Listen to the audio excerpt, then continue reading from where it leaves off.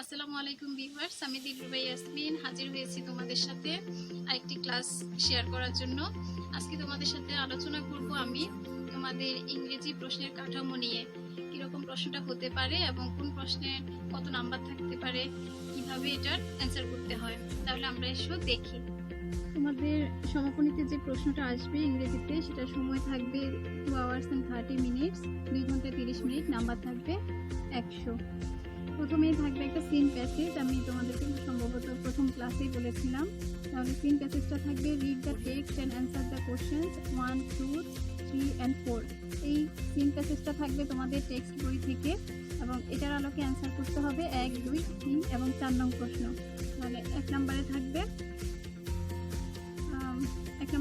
Match given words with their meaning অথবা fill in the blanks with the given word.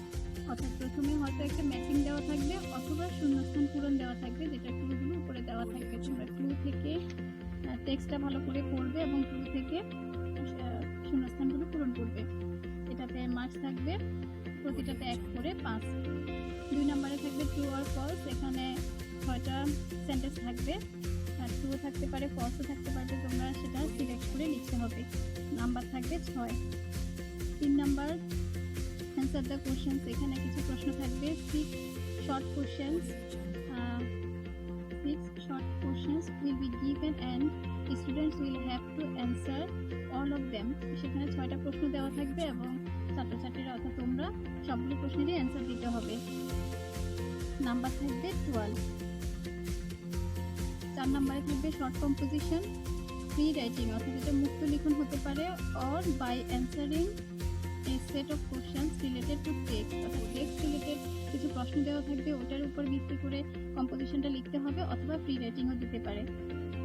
Students will write at least 5 sentences related to the given topic। ওই টপিকের উপরে তুমি কমপক্ষে 5টি বাক্য লিখতে হবে, এর বেশিও তোমরা লিখতে পারো। সেখানে একটা জিনিস খেয়াল রাখতে হবে, ক্যাপিটাল লেটার্স, পাংচুয়েশন অর্থাৎ বড় হাতের অক্ষর যেগুলো আছে, লাইনের শুরুতে যে বড় হাতের অক্ষর হয়, নামের শুরুতে বড় হাতের অক্ষর হয়, এগুলো খেয়াল করতে হবে। পাংচুয়েশন, বিরাম চিহ্নগুলো, কারেক্ট স্পেলিং, বানান সঠিক থাকতে হবে। And sentence structure will be marked, এবং এগুলোর প্রত্যেকটা জিনিসের উপরে মার্কিং করা হবে। এখানে নাম্বার থাকবে 10। Read the text and answer the questions 5, 6, 7 and 8। This text will not be given from the book English for Today class 5, but it must be of similar difficulty level for class 5 students। অর্থাৎ এখানে যে টেক্সটটি দেওয়া থাকবে সেটা তোমাদের পাঠ্য বই থেকে দিবে না, সেটা পাঠ্য বইয়ের বাইরে থেকে দিবে, তবে তোমাদের ক্লাস স্ট্যান্ডার্ড হবে। অর্থাৎ ক্লাস 5-এর স্টুডেন্টের জন্য যে মানের প্যাসেজগুলো তোমাদের মেন বইতে আসে, খুব বেশি কঠিন না, অর্থাৎ তোমরা যেগুলো দিতে পারবে সে ধরনের প্যাসেজ দেওয়া থাকবে।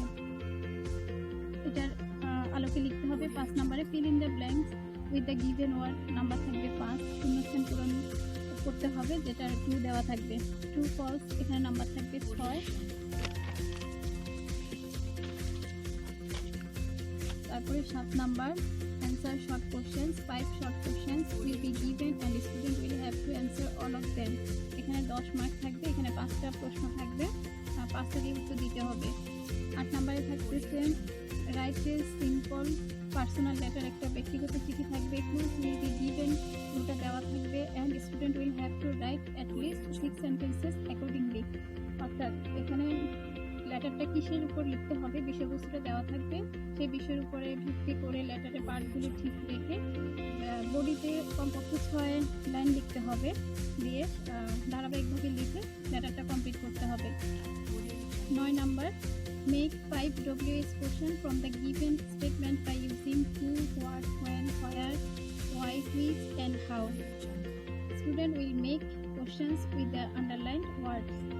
অর্থাৎ এখানে WH question তৈরি করতে হবে, কিছু লাইন, 5টা লাইন দেওয়া থাকবে এবং প্রতিটা লাইনের মধ্যে একটা ওয়ার্ড বা ওয়ার্ড সিলেক্ট করা দেওয়া থাকবে, আন্ডারলাইন দেওয়া থাকবে, সেটার উপর ভিত্তি করে তোমরা প্রশ্ন তৈরি করবে। এটার মার্কস হচ্ছে প্রতিটাতে 2 করে 10। Short questions using informative instructions. এখানে 3টা শর্ট কোশ্চেন দেওয়া থাকবে এবং নির্দেশনাগুলো দেওয়া থাকবে। Student will answer all the questions by understanding short informative text, instructions, activities, suggestions, direction instructions to do any work. এখানে যে নির্দেশনা দেওয়া থাকবে অথবা একটা সাজেশন দেওয়া থাকবে সেটা ভালো করে পড়তে হবে, করে বুঝে 3টা প্রশ্নের উত্তর দিতে হবে। যেখানে নাম্বার থাকবে 6 নাম্বার।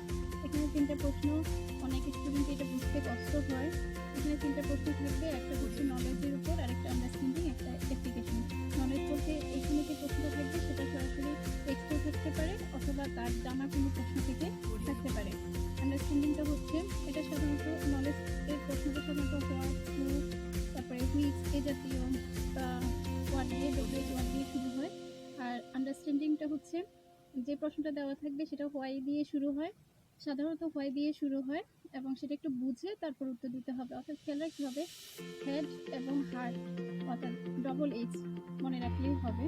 ডবল এইচ অর্থাৎ মাথা এবং হৃদয় দুটোকে কাজে লাগিয়ে আন্ডারস্ট্যান্ডিং এর যে প্রশ্ন থাকবে সেটা উত্তর দিতে হবে। আর প্রথমটা দিতে হবে শুধুমাত্র হেড, অর্থাৎ মাথাতে আছে সেটা তোমরা উত্তর দিবে। অ্যাপ্লিকেশন সেটা হচ্ছে কোনো কাজ তুমি কীভাবে করবে, অর্থাৎ হেড, হার্ট এবং হ্যান্ড তিনোটারই ইউজ থাকবে এখানে। অর্থাৎ একটা কাজ তুমি কীভাবে বাস্তবে করতে পারো সেই বিষয়ের উপর এখানে প্রশ্নটা থাকবে।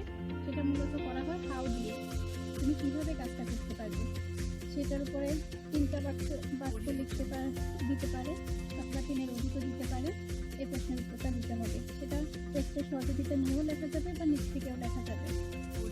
এটাও নাম্বারে আছে short questions or fill in the blanks by using information related to date, month, time, cardinal and ordinal numbers in tables, columns or words or ঠিক আছে। এখানে 3 ধরনের প্রশ্ন আসতে পারে। একটা হচ্ছে শূন্যস্থান পূরণ, অর্থাৎ দিনের নাম, মাসের নাম, সময়, সংখ্যাবাচক শব্দ অথবা ক্রমবাচক শব্দ ব্যবহার করার জন্য করে 5টা প্রশ্নের উত্তর দিতে হবে। অথবা আসতে পারে শূন্যস্থান পূরণ অথবা আসতে পারে টেবল। এরপরে আসো rearrange the given words in the correct order to make meaningful sentence. এরপরে 12তে থাকবে রিঅ্যারেঞ্জ, অর্থাৎ একটা লাইনের ওয়ার্ডগুলোকে এলোমেলো করে দেওয়া হবে, সেটাকে সাজিয়ে লিখতে হবে। এখানে মার্কস হচ্ছে 10। রিঅ্যারেঞ্জটা মূলত তোমাদের পাঠ্য বইয়ের যে রিডিংগুলো আছে সেখান থেকেই দেয়, তাহলে রিডিংগুলো ভালো করে পড়তে হবে। রিঅ্যারেঞ্জটা ভালো করে পারার জন্য ইভেন্টিভ সেন্টেন্স স্ট্রাকচারটা তোমাদেরকে জানতে হবে কোনটার পরে কি লিখতে হয়। এরপর হচ্ছে 13 form fill up. Student will fill up a form by using given information. এখানে ফর্মটা পূরণ করার জন্য একটা ইনফরমেশন দেওয়া থাকবে, নাম, বাবার নাম, কি করে, বয়স কত বা স্কুল কোথায়, এরকম একটা তথ্য দেওয়া থাকবে। সেই তথ্যের আলোকে একটা ফর্ম দেওয়া থাকবে, সেটা পূরণ করতে হবে। এখানে নাম্বার হচ্ছে 5। টোটালি তোমাদের 100 মার্কের একটা প্রশ্নের অ্যান্সার দিতে হবে 2.5 ঘন্টার সময়ের মধ্যে। আসলে ইংলিশ খুব একটা কঠিন বিষয় না, যদি তোমরা বারবার চর্চা করো তাহলে এটাতে নাম্বার তোলা খুবই সহজ। তো আশা করছি এটা তোমাদের উপকারে আসবে। ভালো করে নাম্বার বন্টনটা যদি জানা থাকে তাহলে প্রশ্ন নির্ধারিত সময়ে উত্তরটা দিতে সহজ হয়। তাহলে ভালো থেকো, আজকে এই পর্যন্ত।